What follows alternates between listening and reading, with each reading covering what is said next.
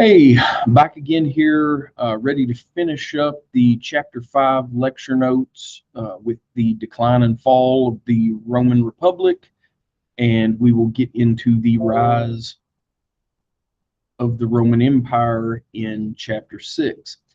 Now, where we left off yesterday, we were talking about religion, we talked about education in the Roman Republic, and then I finished off the last video talking about the evolution of Roman law as we progress through the Republic era. Like I said, we're going to start today with the decline and fall of the Republic. Now, this really covers basically the last century of Republican history. There's no one thing that caused the fall of the Republic. It really is a combination of numerous political, social, and economic problems that little by little started to add up and ended up playing a role in both the decline and the eventual fall of the Republican government. Again, keep in mind that the Roman people, since the liberation of Rome, when they drove the Etruscans out and they established the Roman Republic in 509 BC, the Roman people had detested the idea of a monarch. Well, by the time we get to the fall of the Republic, 31 BC, we're moving into a period where the Romans have an emperor. And that's more or less the same thing as a king. It just shows that over time, opinions can change, and also sometimes the people get duped by a very charismatic, very powerful political leader into thinking that they want something that for generations the population has been against. By the time you get to 100 BC, the Senate, where initially when the Republic was set up and the Senate was created, you had 300 seats in the Roman Senate, but they had no legislative authority. They were extremely powerful, they were extremely influential individuals, but they had no imperium. That was in 509. By the time we get to 100 BC, the Senate was the governing body of the Roman state. The consuls still ran the Senate. They are the ones that announced the passage of a bill, but it was the Senate that made the decisions. The popular assemblies like the Centuriate Assembly, the Plebeian Assembly that I talked about earlier, they still elected individuals, they still held sessions, they still met, but the Senate was the decision-making body that ran the Roman Republic. It was still made up of 300 men. You still, if you held a Senate seat, you held it for life until you died, until you retired. Still came primarily from the landed aristocracy, from the patrician class, but by this point you had gotten to the time where plebeians could actually serve in the Senate. Now, during the Punic Wars, that was really, that time period, during the 3 Punic Wars, that was really when you saw the Senate assume control of the Roman government. At the time, it just made more sense to have one grouping, instead of having multiple popular assemblies that controlled different things, have one group that was pretty much taking care of everything. The Senate ends up taking care of both foreign and domestic issues. And after the Punic Wars had come to an end and the Carthaginian threat had passed, the things just remained that way. The magistrates, the elected officials, and the Senate, those positions were all controlled by a very small select group of wealthy families. By this point, you're into a situation where you could be patrician, you could be plebeian, and still be wealthy. You could have a major business. You could have agricultural estates, regardless of which class you were. These powerful families, whether they were patrician or plebeian, were referred to as the nobila, nobles, nobility. They were, again, men that were the leaders, because remember the paterfamilia, the head of the families, the father, the husband figure. They controlled the entire family. The men that ran these families far and wide controlled the most powerful positions. And you also have a situation by this point where senators, in a lot of cases, are the ones that are running for consul, for, whether it's the consulship, proconsuls, propraetors, all the different positions within the government that I talked about. You're usually seeing these positions being filled by senators, whether they were patrician or plebeian. Now, from 233, which goes back into the era of the Punic Wars, until 133, the period we're starting here, the decline of Rome, 80% of the consuls in that 100-year span came from a total of 26 families. And keep in mind, there would be 2 consuls a year. So this is 200 individuals holding that office. Now, you also have to take into account there are going to be times where the same person holds the office of consul multiple times in their career.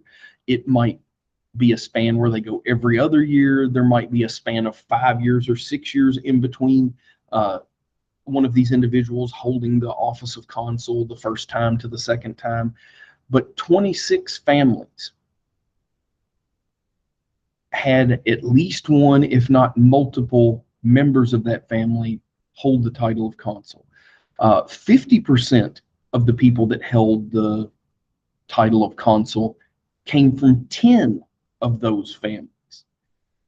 So there really wasn't a wide distribution of power. A very small number of people in the Republic held the vast majority of political, social, financial power. Now, what happens on the rare occasion that somebody kind of, wiggles their way into the inner circle? They were referred to as a novus homo, a new man. When an individual would achieve one of these high-ranking magisterial positions that held imperium, their family gets elevated and they become part of this inner circle of Roman leadership. It was very difficult to do something like this, to elevate your family, to break through, that glass ceiling, so to speak, to join this very exclusive group of influential and powerful families. Now, another class, well, not really class because it's based off of an appointment, a position within the Roman government. You have the equestrians. Well, now you hear the term equestrian today, it refers to, activities, sports, something to do with horses. The equestrian class, in a lot of cases, they had maybe served, even though the Romans didn't use cavalry to a large degree as part of the legions, it did happen. In peace times, a lot of times equestrians served as engineers, builders, whether it was for fortifications, whether it was for siege machines, during peacetime, building roads between the forts that the Romans are using to protect their borders. Well, as time goes on, members of the equestrian class, when they leave the military, they start gaining lucrative government contracts for building. Instead of having the army do the engineering, the surveying, the design and the building of roads, buildings, whatever, former military engineers, you become part of the equestrian class, and you had the opportunity to get the, place bids and get these contracts from the Republican government that could make you very wealthy. Uh, Now, in 218 BC, a law was passed that forbids senators from taking state contracts. So maybe you had been an equestrian, but because of your family's position, you end up gaining access to a seat in the Roman Senate that had opened up. Well, if you had been making your money before you enter the political game as one of these equestrian engineers that makes very good money off of these state building projects, you really don't want to give that up. So you end up taking a seat on the Senate. You can no longer bid on state contracts. You have to focus on, you know, running the political Roman world. Uh, if you wanted to keep making the money, that essentially meant that you, even if the opportunity presented itself, you couldn't take a seat in the Senate. So, this creates a problem, especially the equestrians that had taken a seat in the Senate. They want to continue to take these contracts, even if they're going to have somebody else doing all the work for them. They still want to be able to make all this money from the building contracts. Now, another problem that you run into before the Punic Wars is, as the Republic was growing, the army needed to grow because the larger the Republic got, the more borderland you had. And that's where the real issues were in terms of protecting Roman territory. You didn't really have, I'm not going to say you never had issues with revolts inland from the borders, but the borders were the most dangerous areas in the Republic because that is where Roman territory and barbarian territory meet up. Well, when you expand, plus when you end up getting involved in a series of conflicts with a military power like Carthage, some of which last for decades, others, even if they only last, 6 years, 3 years, you're going to have to call a lot of the reserves, soldiers that had already left active duty. They go back home, they become farmers, they become tradesmen. Well, they could possibly still serve, as, kind of like we think of, the Army Reserve today. They could be called back into service. Especially one of the things I'm going to talk about here before long is that it's not like today's military where you join the Army, you join the Marines, you join the Navy, the Air Force. You are taking an oath to you're taking an oath to serve the United States. What you're going to see during this time period, 133 to 31 BC, and this does play a role in the downfall of the Republic, is we come into a situation where soldiers become loyal to their general. Because at this point in history, a general raises an army. The general serves Rome, but the general is the one responsible for paying the soldiers, whether it's with money, whether it's with land, whatever the case is. And because the general is the one that actually pays the soldiers, if you have a general that has a successful army that pays his soldiers, rewards his soldiers very well, he will develop an army that is extremely devoted to him above all else, because the more loyal they are, the more successful they are, the better they're going to be rewarded. Now, the backbone of the Roman state during the buildup of the Republic, the backbone of the Roman legions had always been the small farmer. Well, during the Second Punic War in particular, when Hannibal is just trampling all over the Italian peninsula, a lot of those farms are destroyed because, remember, I talked about how if you lived in the open countryside and there was an invasion, Hannibal's army, with thousands of cavalry on horseback, hundreds of elephants, and you know that they're coming, you leave your home behind and you flee to the closest fortification and hide within the fort's walls, or within, if it's a city that has defensive walls, you get inside those defensive walls for protection. Well, since Hannibal is going from fortified city to fortified city, and the Romans won't come out and fight him. He just travels along the countryside. He burns crops where he finds them. He destroys, farmsteads, you know, villages that weren't heavily defended like the larger settlements would be. He would attack them.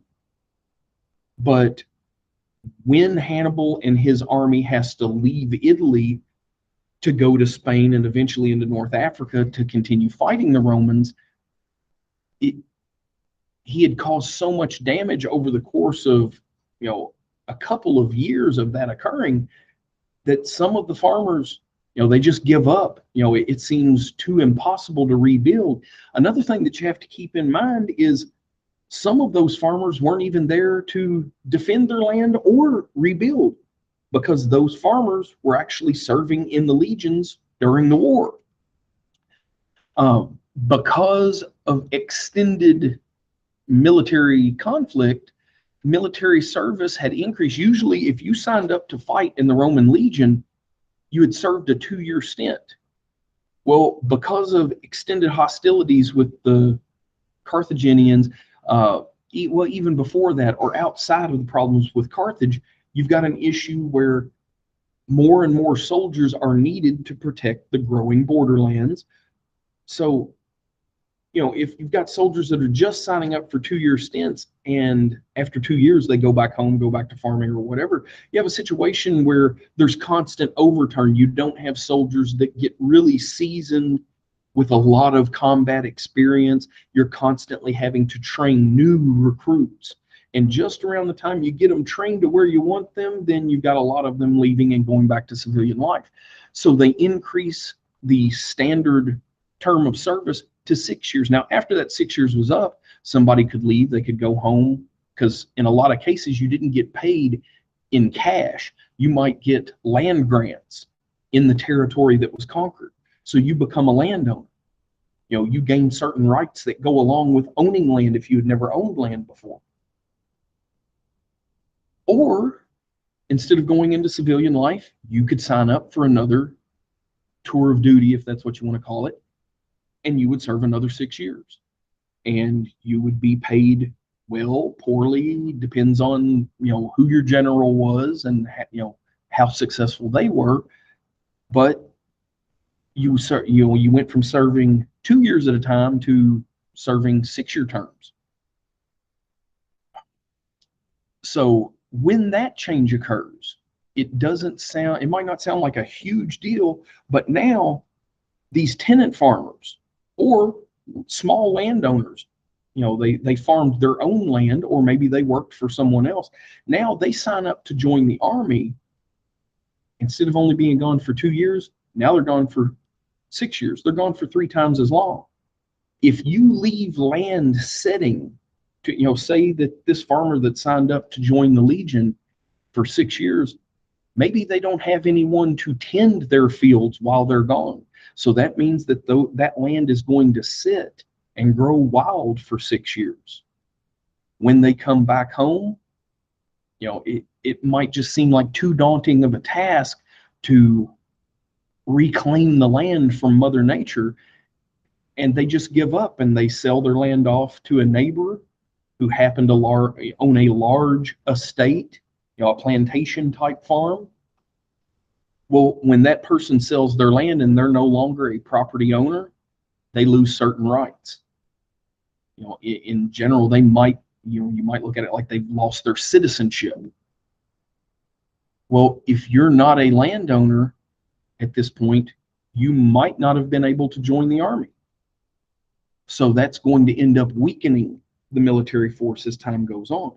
But also, if you don't own land, you don't necessarily have to pay taxes, because you don't have a reliable source of income. If you were a laborer that worked for someone else, work might be seasonal. You got taxed by the Roman government based on property that you own.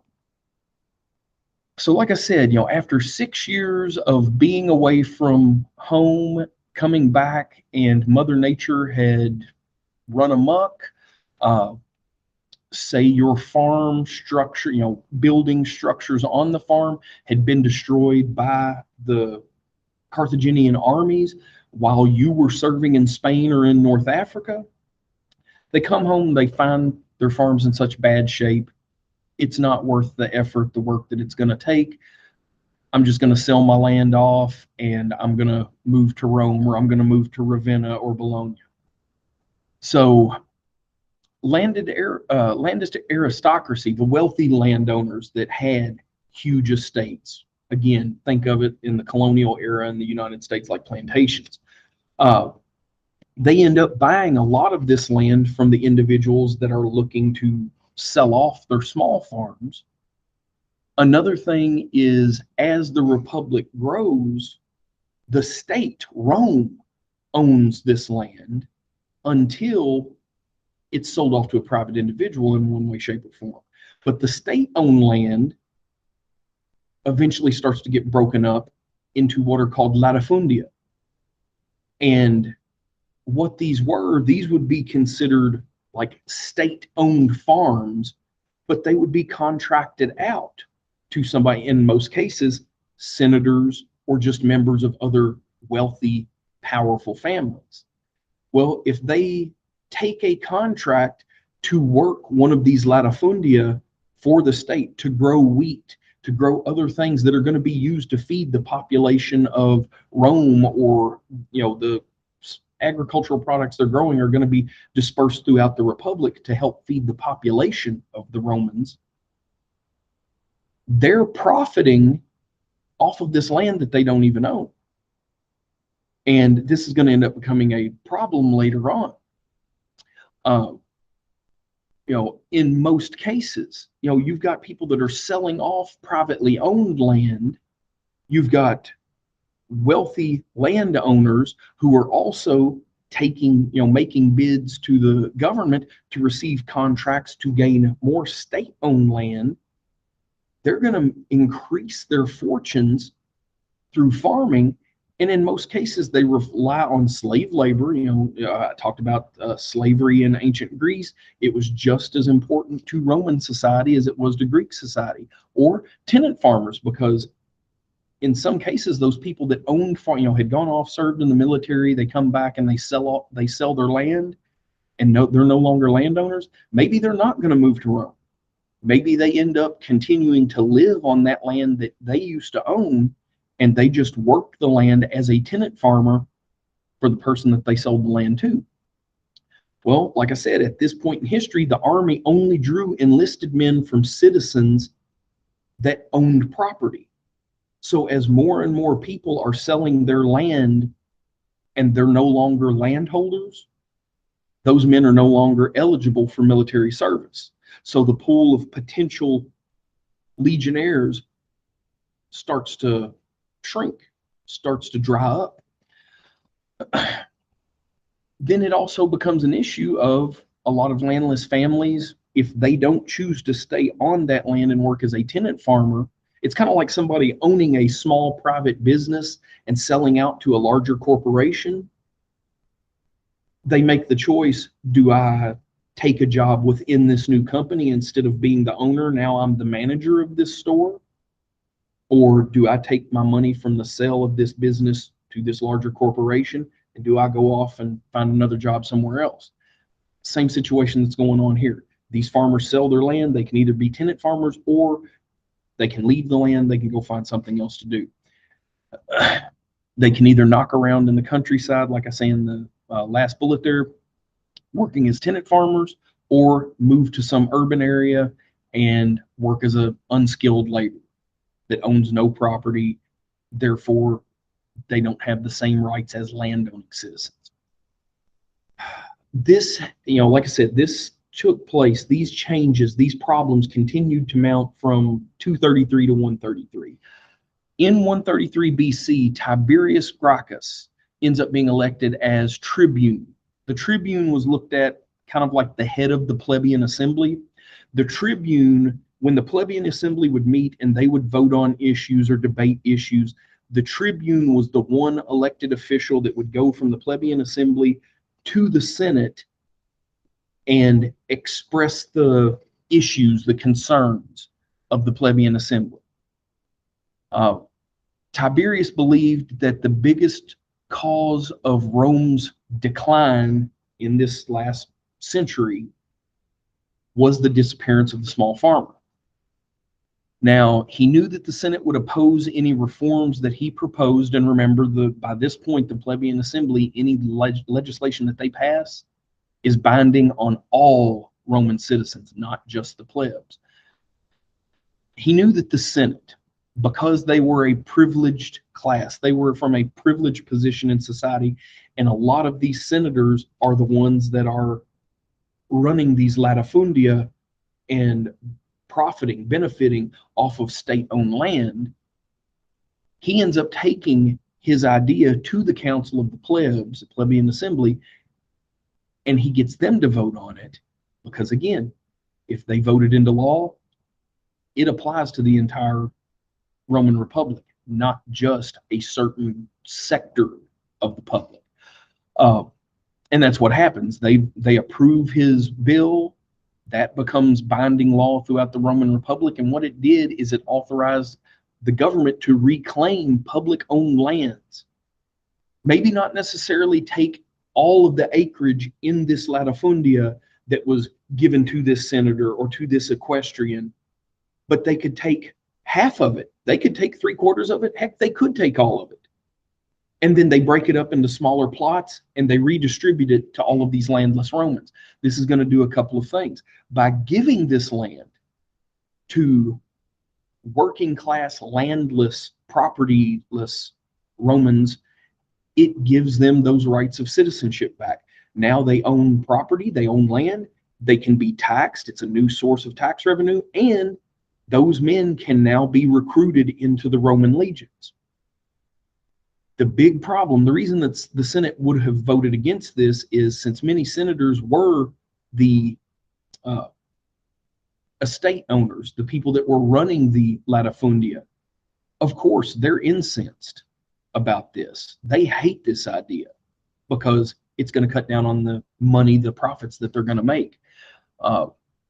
As you'll see as we go through more and more of this chapter and the next chapter, political assassinations were very common. Tiberius doesn't make it to 132 BC. He ends up being assassinated in late 133. After his assassination, slowly you're starting to see things drift back. Those wealthy, powerful individuals, they're going to find loopholes in the plebeians' law to try to regain the land that they had held before. A decade later, his younger brother, Gaius Gracchus, he ends up being elected consul. So instead of being a tribune for the plebeian assembly, now he gets elected consul that, is in, the chief executive at the head of the Senate. And another thing that had changed at this point, as compared to something I talked about in one of the earlier videos over chapter 5, is that by this point, now you could be elected consul in consecutive years.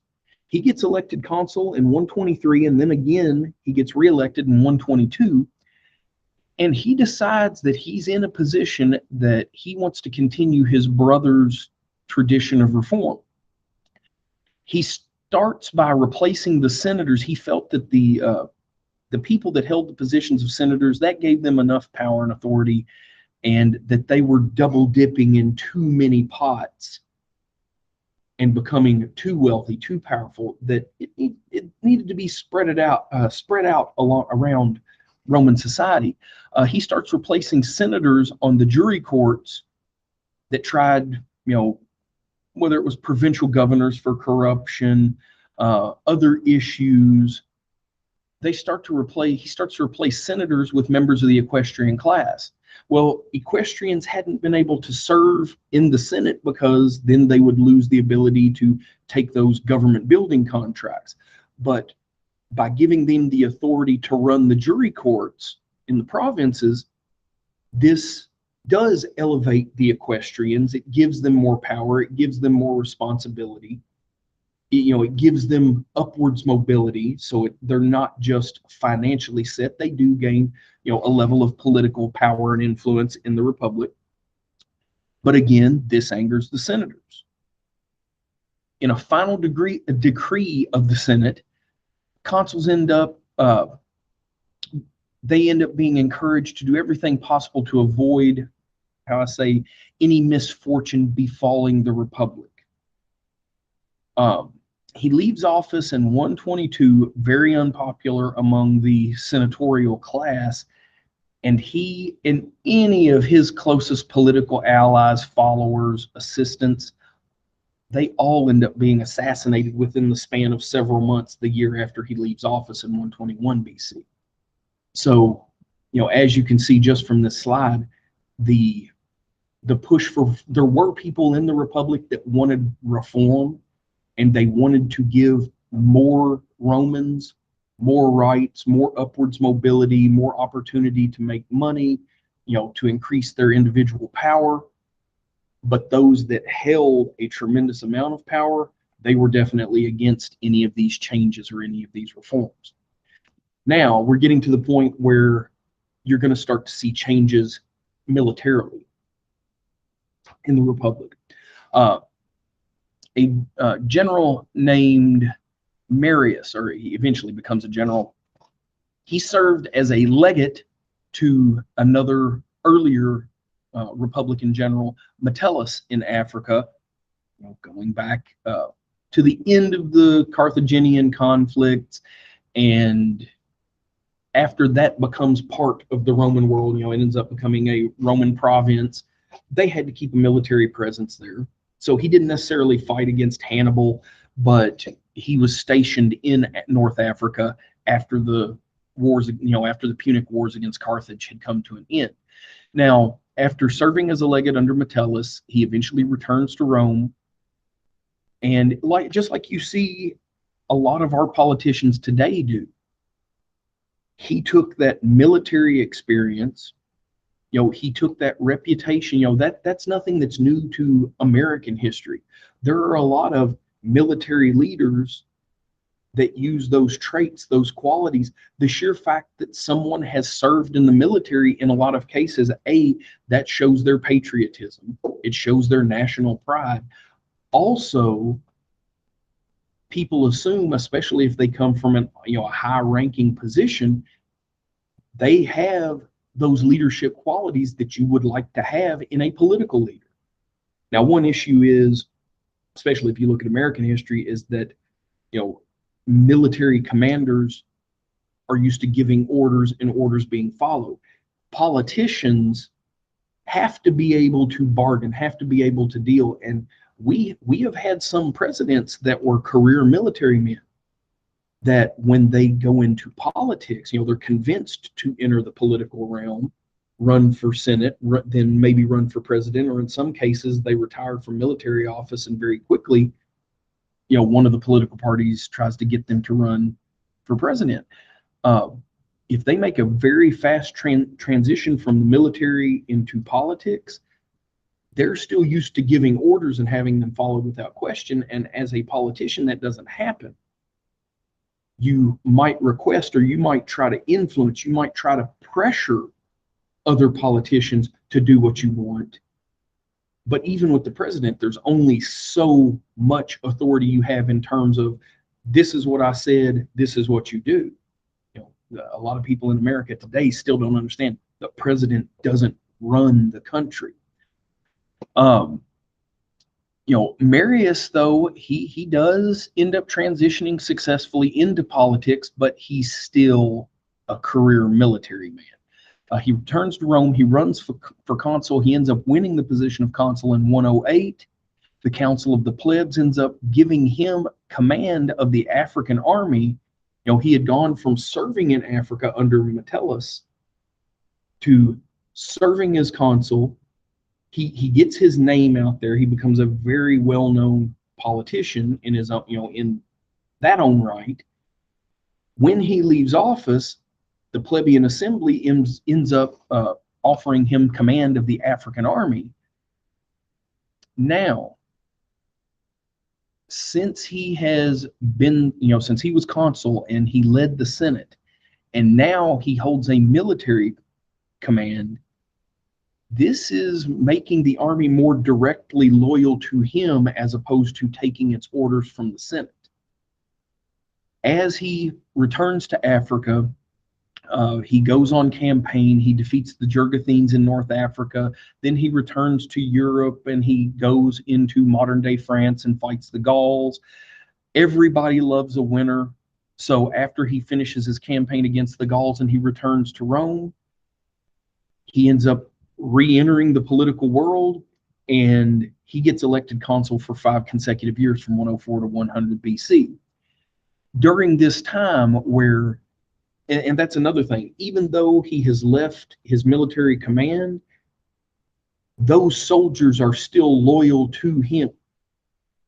When his army has gone home, when he's gone back to Rome to serve politically, his soldiers, they go back to their homes, their farms, their estates, depending on how successful they were individually. And, they live a civilian life, and they wait to see if they ever receive the call from Marius. If he goes out, if he's given another military command, he will call up his officers, and then they call up the, foot soldiers. And it's basically the exact same army. Now, every soldier might not accept the call. They might decide that they're going to stay retired, remain civilian. But Marius was a successful general, so in a lot of cases, these soldiers know they're going to be rewarded if they go back on another tour. So they arm themselves and they go back to following the general again. But during this period, 5-year period where he's serving as consul, he now has the political power to restructure the army officially. He starts making changes. Instead of recruiting soldiers from rural, small time farmers, he starts recruiting soldiers from the urban area, the urban working class, the rural working class that aren't necessarily landowners, that don't own property. That is a major change from the way that the Roman legions had been run for hundreds of years. But this also opens up a brand new massive population to be recruited. And I mean, he's doing this because he fully intends to take up another military command at some point, but also in the broader sense, as a military man who has a great deal of political experience now, he sees how this will help the Roman military going forward, whether he's in command or not. The next change he makes is that soldiers don't swear an oath to the Senate anymore. Now they actually do swear an oath to their general.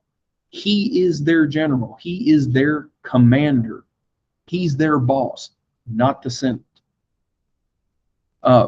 Again, the general is responsible for paying the soldiers. Therefore, the better a general pays his men, the better, he takes care of his soldiers, the harder they're going to fight for him, the better they're going to do. This places a lot more power in the hands of the individual generals, and it takes power away from the Senate as a whole. Now, the next stage here is when we talk about Lucius Cornelius Sulla. Again, Sulla's, and you see this becomes very commonplace even before this point, from about 250 BC forward. It's very common for senators to have a political life and a military role. Sulla serves as consul in 88 BC. After he serves, he's given command of the king of Pontus, Mithridates. And what happens there is that, Marius, after he serves as consul, he makes his changes to the structure of the military in the Republic. He retires to private life. Now, Sulla ends up serving as consul. He's given a command when he leaves office. Marius comes out of retirement, kind of puts it out there, hey, I'm available. And the plebeian assembly ends up saying, oh, instead of Sulla taking this command, we're changing our minds. Marius will end up leading the war against Pontus. Now, of course, this doesn't set well with Sulla. So you have a situation where Sulla already has his troops that are loyal to him, not to Rome. He had already, it's one of these things where he had already started, his army had left Rome. And then Marius comes out of retirement with his own army. The Council of the Plebs ends up giving Marius the command, the charge to, go defeat Pontus. And Sulla had already left, but a messenger is sent to track his army down, gives the change of orders that says that he is no longer in command. This is no longer his military campaign, it's Marius's. So Sulla, Marius is still gathering his army, bringing them out of retirement, so to speak. And he turns around, he marches his army on the city of Rome. A Roman general, former consul, is now marching on the capital of the Roman Republic. Marius, because he is not quite ready, his army hasn't fully come together, he flees. Since Marius has fled and Rome needs to deal with this issue with Pontus, the plebeian assembly says, well, since Marius bolted, okay, Sulla, this is your job to handle.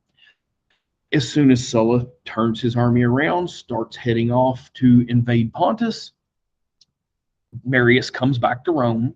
He ends up joining forces with one of the current consuls, Cinna. He marches on Rome. He takes control of the city, takes control of the Republican government. He outlaws a human being. It is illegal to be Sulla in the city of Rome. He basically gives an order that Sulla is to be taken into, he's to be taken into, under arrest if he is found in Rome or really in the Republic. So when, he goes off on this military campaign, he ends up defeating Mithridates, takes control of Pontus, and he comes back as a victorious commander. He's supposed to be taken into custody and he's supposed to be executed. While Sulla is gone, a lot of Sulla's political allies are rounded up and killed. Some of them are arrested, thrown in prison. Some of them are assassinated. Some of them are arrested officially, tried, and executed. But what he's doing, Marius, you can tell Marius is afraid of Sulla. He ran from him the first time, and now he waits till Sulla leaves before he uses his army to seize control of Rome. Marius was an old man by this point. Well, while Sulla is, on his military campaign away from Rome, Marius dies. Cinna, who wasn't really a military man, he may have served in the legion at some point, but his focus had been, he was a career politician. Cinna continues to use Marius's forces because his soldiers knew that their general was allied with this politician. So when their general dies, they maybe grudgingly accept orders, commands from Cinna, but he's not, and when push comes to shove, he's not their general. After Sulla returns home victorious, he comes back, he finds out what Marius had done, and anyone who was considered an ally of Marius or Cinna, Sulla then rounds up and eliminates, assassinates, has them arrested, executed, whatever. He ends up seizing control of Rome himself in 82 BC. He uses the threat, basically generals would not necessarily actually march their troops into the city of Rome. They would make camp outside the city. And Sulla, in this case, comes home with a victorious army that is battle hardened, has plenty of experience. The army makes camp outside the city walls. He marches into the Senate and he says, "You're going to name me dictator. The consuls will step down. I will have complete control. If you don't, my army is outside the city gates. They will flood this city. There will be blood in the streets. And I will take care of all of you." His goal is to basically hit the reset button. Even though he's pretty much doing the same thing that Marius did, Sulla believes he's doing this for the right reasons. He's going to return the Republic to its roots, the way that it was intended to run. Rome had gotten off track. He's here to put them back on track. That's why he's going to be named dictator. As long as he's dictator, the assemblies, the Senate, the magistrates, they have no say. He can do what he feels needs to be done to return the Republic of Rome to greatness. He sets out on a campaign within Rome's political world to cleanse the Republic. A lot of political executions and assassinations take place. He starts revising the Constitution of the Republic to restore power to the Senate. To try to pull power, even though he is one of these generals that became individually powerful, he's trying to restore all power to the Senate, in charge of the courts, in charge of legislation, in charge of the military. He eliminates the power of the popular assemblies. Now, those popular assemblies might still meet, but they don't have any real authority. He restores the senators to the jury courts, which of course this makes the equestrians mad, but they can't do anything about it. And to smooth things over with some of those individuals, whether it's the equestrian order, whether it's people from the centurion assembly or the plebeian assembly, he enlarges the number of positions within the Senate. Well, that kind of makes things better with the equestrians because they lose their positions in the courts. Or do they? Because he increases the seats within the Senate. Some of those equestrian judges are going to end up gaining a position as senators. Now that they're senators, they can continue to serve as judges on those jury courts. After 3 years, he ends up resigning as dictator in 79 BC. And within, I want to say it was a handful of months, maybe a year or so, he ends up dying. But he retires after he steps down as dictator. Once he feels that he has returned Rome to its intended course, he steps down, he retires to private life. He never leads another military force. He never holds another political office, and passes away peacefully, in private. He saw himself as the person who fixed Rome. But historians looking at it now, they don't see him as, they don't see his legacy as one of a Republican savior. All he did was set an example for how the Roman Republic was eventually going to collapse. He was an example of how an ambitious military commander could gain a tremendous amount of power and turn that military power directly into political power. And that leads us to Julius Caesar, the person who's going to look at Sulla's example and follow it to a T. Caesar didn't, even though he becomes the most powerful individual in all of Rome, he didn't do it by himself. He did have to have help. He actually had to have the help of numerous individuals.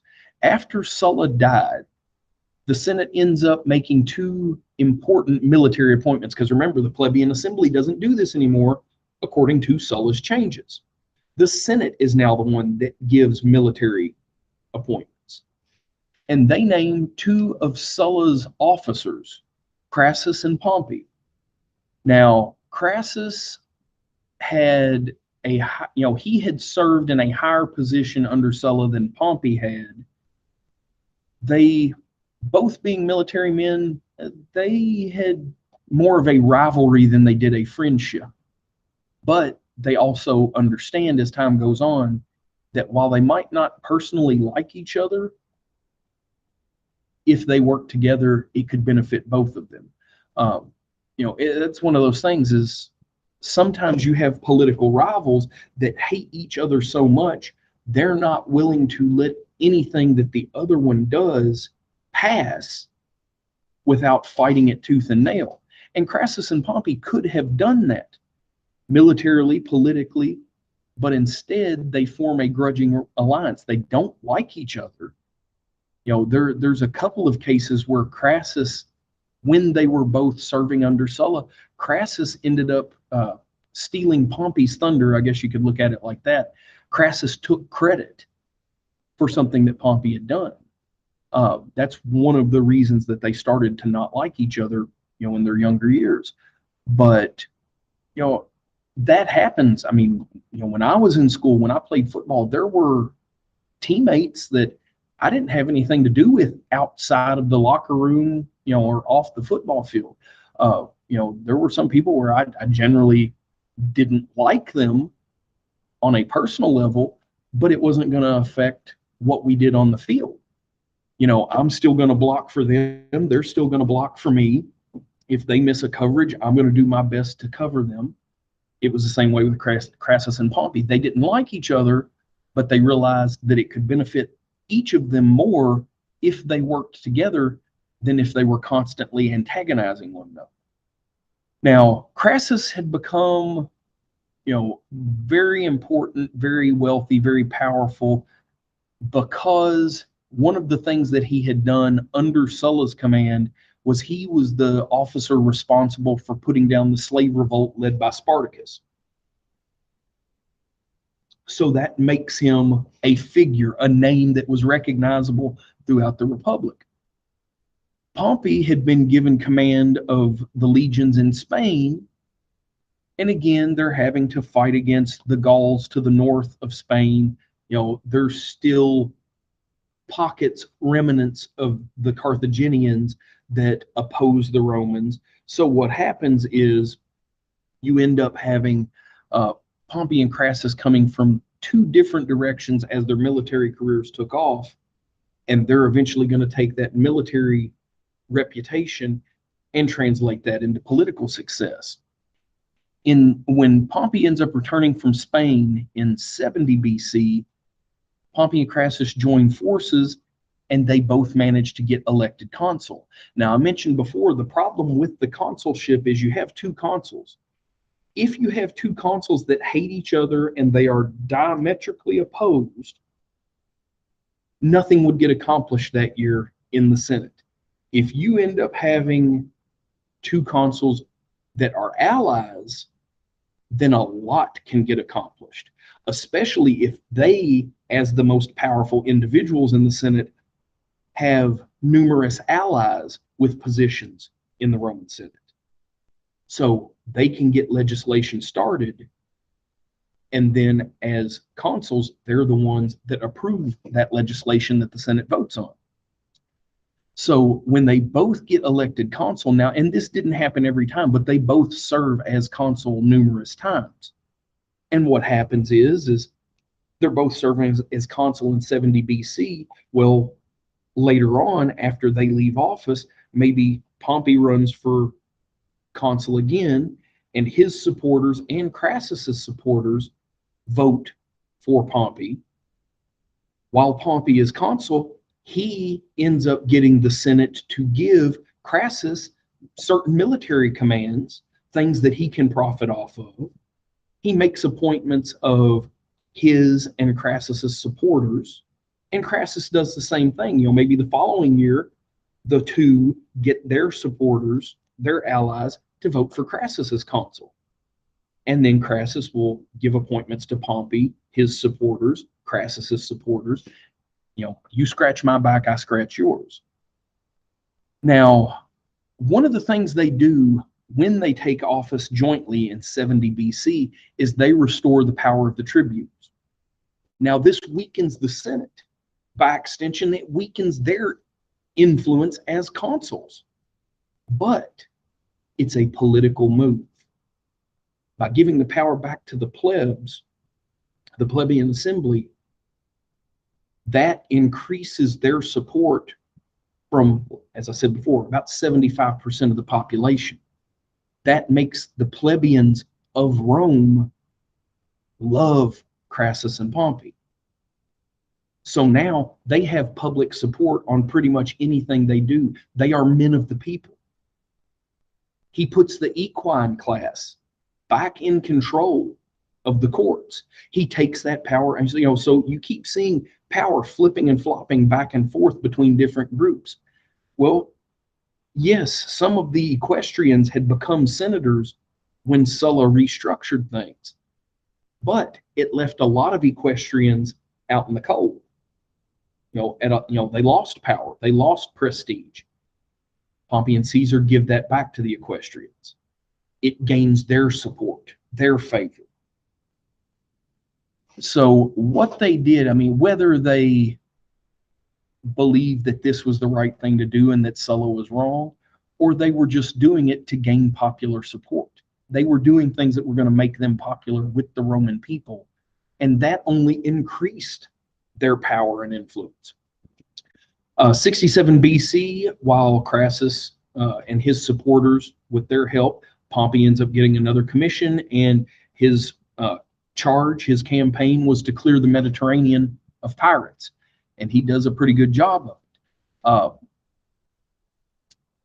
What you start to see here, though, is with Pompey and Crassus both being dual military and political figures, and the history lessons learned from what Marius and Sulla both did, the Senate starts to become extremely fearful of these military commanders gaining too much authority, because they already have a tremendous amount of influence and the support of the Roman mob, the common people.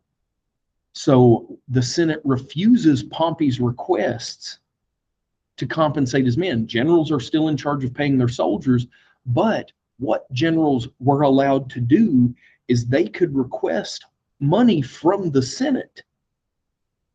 Part of the Republic's budget could be taken and given to a general to pay his soldiers. Well, they want Pompey to lose power and influence. So when he files the paperwork to request compensation to pay his men 5 years after finishing, his clean sweep of the Mediterranean, the Senate rejects it. Pompey's going to have to come on, and he's going to pay his soldiers. He's going to keep them loyal to him. One of the things he does, he's going to have to borrow money from private individuals, take out private loans to make these payments, sell off some of his land to generate revenue to pay these soldiers. But he keeps them loyal to him, and more or less the Senate's plan backfires, but it just shows that the Senate does have certain tools, certain weapons that they can use to weaken these military-minded politicians. Now, 60 BC, 2 years after Pompey's request was rejected, Julius Caesar, a young military officer that had served under Pompey and Crassus, and I believe he was a little closer to Pompey. Caesar returns from a command in Spain, and he does the same thing. Now, he doesn't request money to pay his soldiers.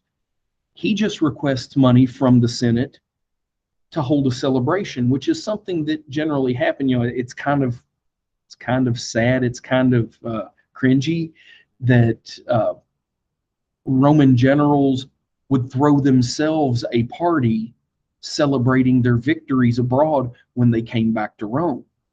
What would happen is they return home, the army makes camp maybe 3 or 4 hours outside of the city. It's not like they're right there at the door to the city gates. They'd be 3 or 4 hours of travel away from the city. The general would ride in, announce their return, and he would visit the Senate and make any financial requests that he needed to make. Well, Caesar just requested the money from the Senate to pay for his army's celebration. Now, he's going to be celebrating his own victory, but he's also celebrating the victory that his armies won. And the Senate ends up rejecting it. That's the thing that you have to understand about Caesar. He did have political allies. He does join into an alliance with Pompey and Crassus, elevating his status, his power, his influence a great deal. But he was also disliked by a lot of senators. They felt that he was rising too quickly through the ranks, and that's one of the reasons why they rejected his request. They wanted to block his rise. It was coming too fast. When he ends up being rejected, Caesar ends up joining in as a third partner, as a junior partner with Pompey and Crassus, because he hasn't held the positions militarily or politically that Pompey and Crassus have. But this alliance comes to be known as the First Triumvirate. They all came from wealthy backgrounds. They all had, extensive military careers. Two had extensive political careers. Caesar was rising very quickly. Between the three of them and the support that each individual had, and like I said, Caesar and his political allies are going to support Pompey and support Crassus once the triumvirate is formed. The following year, 59 BC, Caesar runs for consul with the help of Pompey and the help of Crassus. He ends up gaining the consulship. And then, after that, he ends up being granted the military command in Gaul. Caesar uses this campaign in Gaul.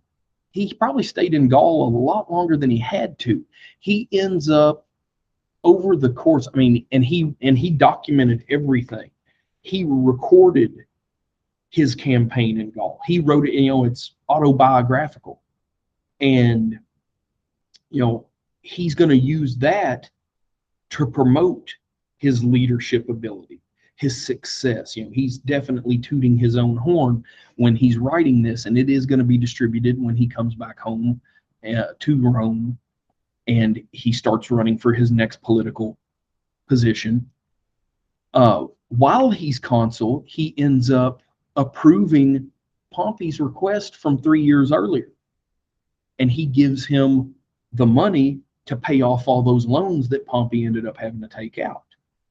It's the alliance had its privileges. The allies of Crassus, they end up getting special government contracts and things of that nature. Again, it's this situation of you scratch my back, I'll scratch yours. In 55 BC, Crassus and Pompey again both get elected to the consulship. So they continue taking care of each other. A couple of years later, in 53 BC, Crassus ends up being killed in battle while on campaign in Syria. That just leaves Caesar and Pompey. Now, while Caesar had been in Gaul, like I said, he documented it, and he kind of pulled a Hannibal. He continued to ransack Gaul. In some cases, he might attack the same locations 2 or 3 times over the span of a few years that he was in Gaul. By his own accounts, his victories led to the deaths of around 2 million men, women, and children in Gaul. Now, this is something that the general Roman public would cheer because the Gauls were enemies. They were barbarians that were out to, lead the downfall of the Republic. Through these victories, through seizing land or other types of wealth, actual gold, art, whatever, but primarily through land, through taking slaves and being able to sell those slaves off or give those slaves as payment to soldiers. He amasses enough wealth and slaves to pay off all of his outstanding debts from his political career. So now he's debt-free. He doesn't owe anybody anything. And because of his military power and his political power, you've got a situation where he now has a tremendous following. The Senate voted for Caesar to relinquish his command and retire to private civilian life. Caesar doesn't like this, and he has no intention of giving up his power and authority. So he turns his army from Gaul towards Rome. He marches on Rome, and once he gets into the Roman peninsula, he gets to the Rubicon, a river that he basically says, and you may have heard this saying before, that when he crossed the Rubicon with his army moving into Italy, he says to one of his subordinate military officers, basically, I make this move, the die is cast. When you throw a dice, when you throw a die, unless you're some kind of X-Men mutant and you have telekinesis, you can't pull that die back into your hand. That's what he's saying by the die is cast. When I make this choice, when I march these soldiers across this river into Italy, there's no going back. Once I make this choice and I make the decision to take my army into Italy and head towards Rome, he knows he's going to make enemies of some people that weren't his enemies at this point, but he also has to hold to his convictions. He has to stay resolute. He can't cross the Rubicon with an army marching towards Rome and then waver and decide not to follow through. If he does that, he is a dead man. So when he heads back to Rome, Pompey already sees the writing on the wall. While Caesar was away, Pompey was the one that got the Senate to vote to request Caesar's resignation, because Pompey was afraid of how powerful Caesar had become. Pompey flees to Greece. Caesar returns to Rome, asserts his authority, and then he takes his army and he heads to Greece to find Pompey. His army defeats the army of Pompey. Pompey leaves his army in Greece, flees south across the Mediterranean to Egypt, and thinks that he's going to be able to hide there because at this point the Romans didn't have any influence in Egypt. Not long after arriving in Egypt, Pompey ends up dead. He was assassinated. Everybody knew that Caesar was behind it, but there was no proof. Caesar defeated any of the armies that were still loyal to Pompey. He returns back to Rome, now unopposed. Pompey was the only one that could have possibly, toppled Caesar. So in 47 BC, Caesar uses the threat of his army to get himself named dictator, just like Sulla did. He doesn't want to be called king because, again, he was a student of history and he knew the Romans' heritage with monarchies. So he forces the Senate to name him dictator. He never had any inclination to give up that title. He was going to be dictator until the day he died. 2 years later, he finally settles in Rome, at least for a period of time. 44 BC, at this point, he had been dictator for 3 years, and every time a 6-month period of dictatorship comes to an end, he just used that threat against the Senate, and they made him dictator for 6 more months. They just kept extending the dictatorship. In 44 BC, he approaches the Senate, speaks before the senators, and says, look, you keep extending the dictatorship, even though honestly they had no choice. It was either that or have Rome get sacked by Caesar's armies. He says, why don't we just stop wasting time? I need you all to vote me dictator for life. Then I can go about, basically creating a great life for all Roman people. And again, they don't have any way to thwart Caesar, so they end up naming him dictator for life. Now, Caesar, again, he understood how to play the political game. Today, Julius Caesar would be a great politician. It doesn't mean he's a great guy, but he would be a wonderful politician in the sense that he could get the people to support him. The same way that Pompey and Crassus did things to gain the support of the plebeians, the equestrian class, Caesar increases the size of the Senate from 600 members to 900 members. So now those 300 seats in the Senate, they have to be filled. Well, Caesar is going to be the one that's, because he's dictator, he has absolute authority. He's going to be choosing the individuals that are going to serve in those 300 new positions. When that happens, he creates a massive base where a good third of the Senate he knows is loyal to him. He already had hundreds of supporters in the Senate as it was. But doing these things, he starts making other changes. He starts granting citizenship to people in the provinces. Anybody that had aided Caesar in his military campaigns when he was in Spain, when he was in Gaul, anybody that aided him when he was going after Pompey, after Pompey's betrayal, if they weren't actual Roman citizens already, he grants them and their family citizenship.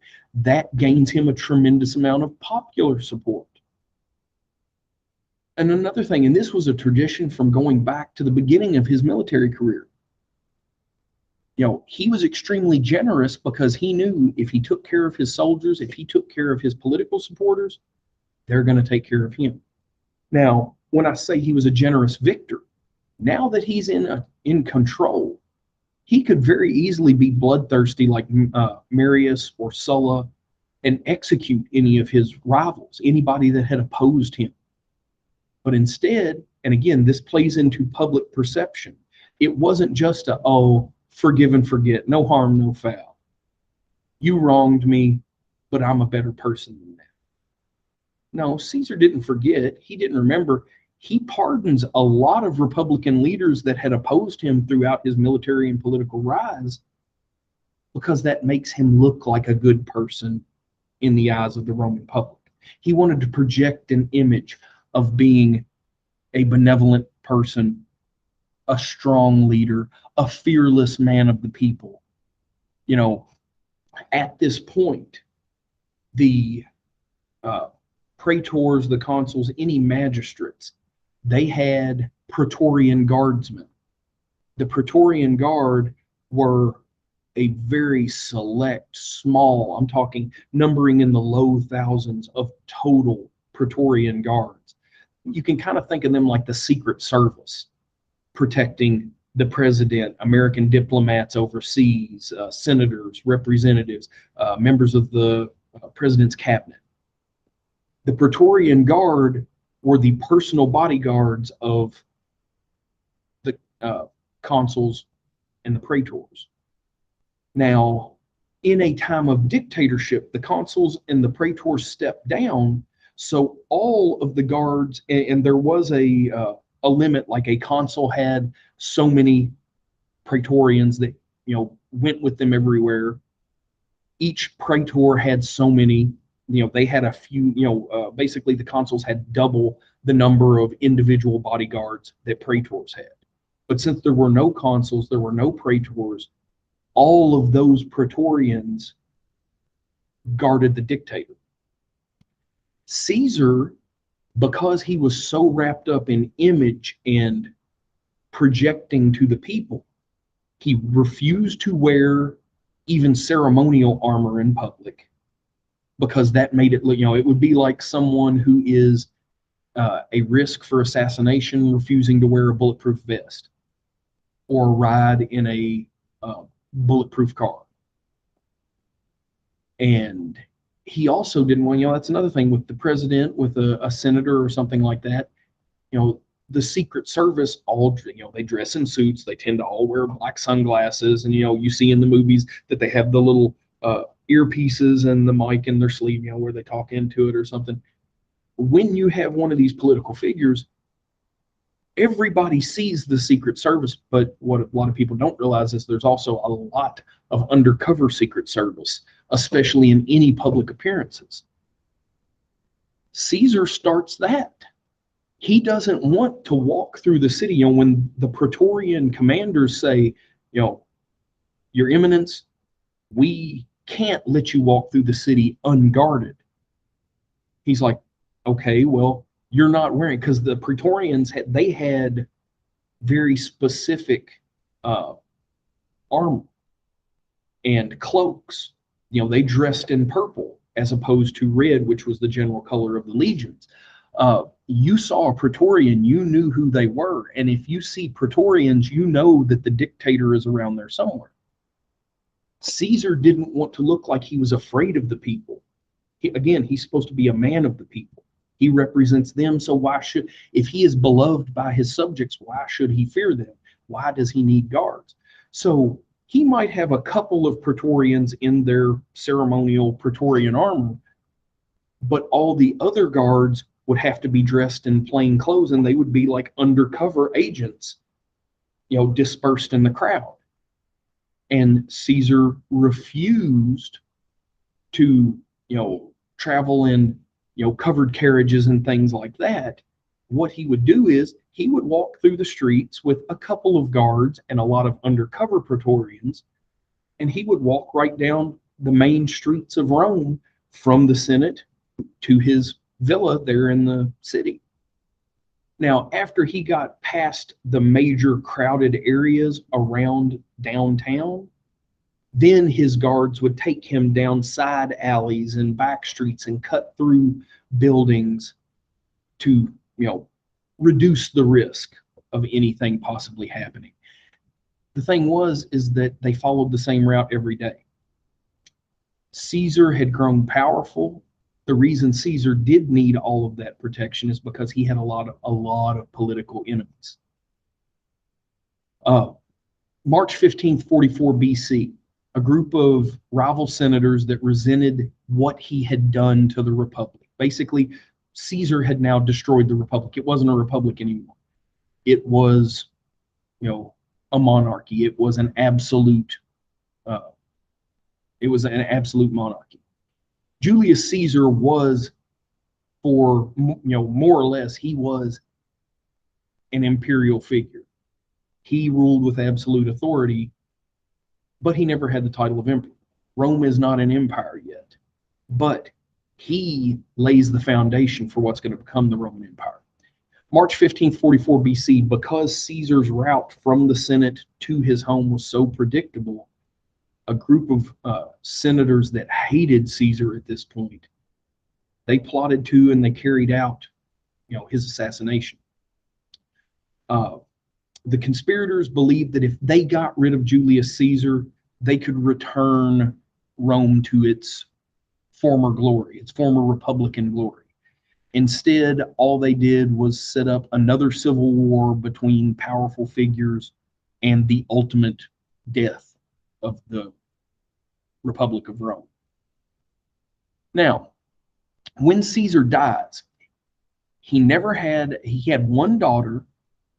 He dies with no male heir. So before, years before he ever died, when it's assumed that he's not going to have any more children with his wife, he adopts his grandnephew, whose name was Octavian. Octavian was 19 years old when Caesar was assassinated. Now, Octavian had traveled with Caesar at this point for 5 or 6 years. Octavian was 13, 14 years old, and he was going on military campaigns with Julius Caesar. Caesar's men knew Octavian. They knew that he had studied military tactics under Caesar. They knew even at 19 years old, he understood what it took to run an army. And because he ends up inheriting Caesar's estate, all of his money, all of his property, his political connections, his military connections, like I said, the army was loyal to their general. Octavian inherited Caesar's military command. Caesar's army is now Octavian's army at 19 years old. And he had been training to lead an army and also follow Caesar's footsteps politically for years now. So he uses Caesar's money, power, connections, military force. He uses that to force the Senate to name him consul.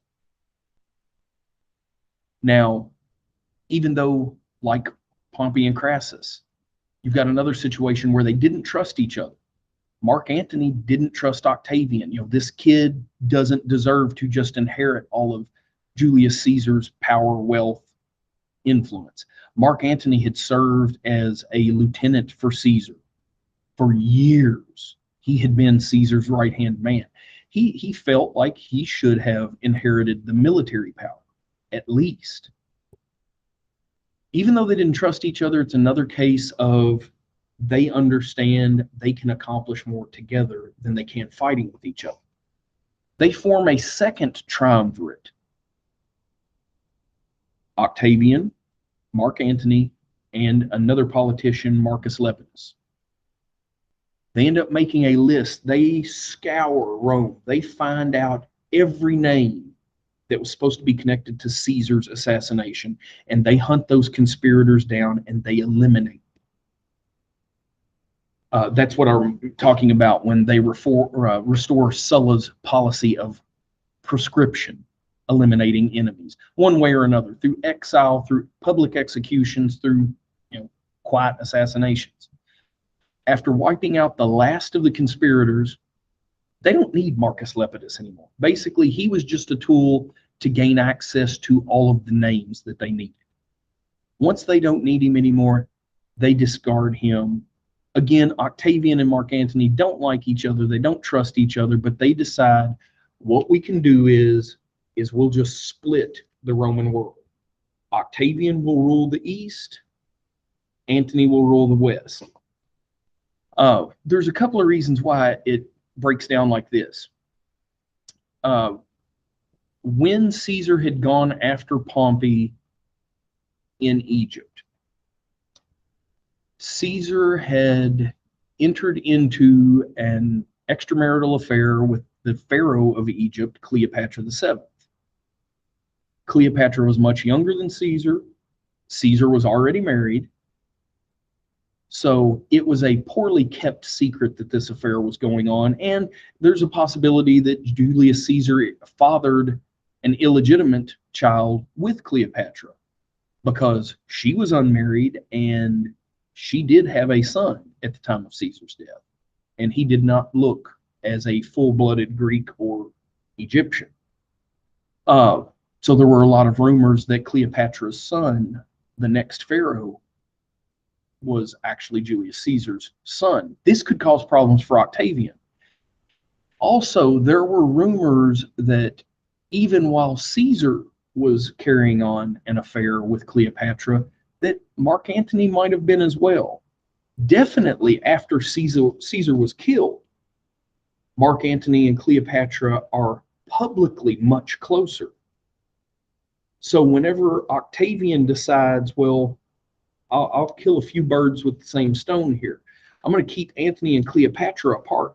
Egypt is in the eastern half of Rome, Rome's holdings. So Octavian takes control of the east.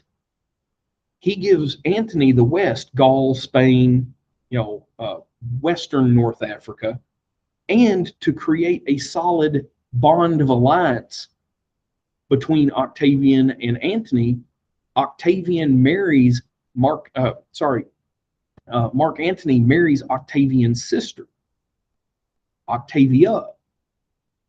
Now, this is a typo down here at the bottom. Mark Antony eventually, it doesn't take much for Mark Antony to realize what Octavian was up to here. He creates this bond of family by marrying his sister to Mark Antony. So that way, if Mark Antony ever betrays Octavia and continues his relationship with Cleopatra, he's dishonored Octavian's sister, and Octavian has a reason to make war with Mark Antony, to make war with Cleopatra. He doesn't like Cleopatra either. How can we put this? The way that Octavian would have looked at Cleopatra, because Octavian and Cleopatra were roughly the same age, much, much younger, decades younger than Julius Caesar. And he never really liked Cleopatra. I guess you could say Octavian always looked at Cleopatra kind of as a gold digger. And he was afraid that, especially if her child was truly Julius Caesar's son, even if it was illegitimate, there could be some claim to Caesar's estate that Octavian inherited the whole thing. He didn't want to have to give some or all of that away to a potential direct descendant of Julius Caesar. So this was all a way to set Mark Antony up. If Mark Antony continued his affair with Cleopatra, that gives Octavian a reason to go to war with Mark Antony, and then take the entire Roman world for himself and eliminate Mark Antony and Cleopatra. And that's basically what ends up happening here. See, I used Augustus here. As time goes on, he ends up taking Augustus as a title. Now, Augustus, Octavian, he uses the same propaganda tactics that Caesar's rivals had during that affair that Caesar had. That again, that was another thing that made Caesar unpopular with the Romans, is that, it was not uncommon for powerful Romans to have extramarital affairs, men or women. But Caesar wasn't even trying to hide it. He wasn't being discreet.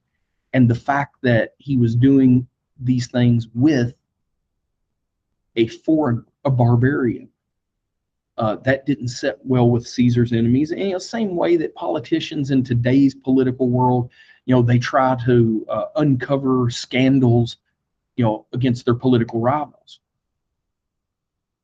Octavian ends up using the same arguments now against Mark Antony, because it was well known that now Mark Antony had left Octavia and fled to Egypt to be with Cleopatra. Basically, Octavian, Augustus, whatever you want to call him, is saying Mark Antony is not loyal to Rome. He's not fit to rule Rome. He's only loyal to the Queen of Egypt. Again, he didn't like Cleopatra either. So this is his chance to eliminate two enemies at the same time. He's also very aware of the rumor about Caesar's potential illegitimate son. He wants to eliminate that competition as well. 31 BC, Octavian's forces end up defeating Mark Antony's army and Cleopatra's navy at the Battle of Actium in Greece. Antony and Cleopatra leave Greece. They flee back to her home in Egypt, where there was still a Roman presence, and supposedly they both commit suicide within the following year because they knew that Octavian was closing in on them. It's entirely possible that they weren't, that they didn't commit suicide. It's entirely possible that Octavian had them killed. But according to the story, Mark Antony chose a soldier's death. He died by the sword. He fell on his own sword when he knew that, there was no escape for him. And when Cleopatra heard that Mark Antony had killed himself, she supposedly had one of her servants bring her an asp, a venomous snake, and she held it up to where it would strike her in the chest, and supposedly the venom was injected directly into her heart, and she died very quickly. So now, at the age of 32, Octavian rules as the sole ruler of the Roman world, and the Republic has come to an end. Again, here's one of the notes down at the bottom. If you want to read up specifically on literature in the late Republic, you can look at pages 132 through 134 in the 6th edition of the book. Page numbers would be a little off in our 9th edition of the textbook, but it should have the same heading regardless of which edition of the book it is.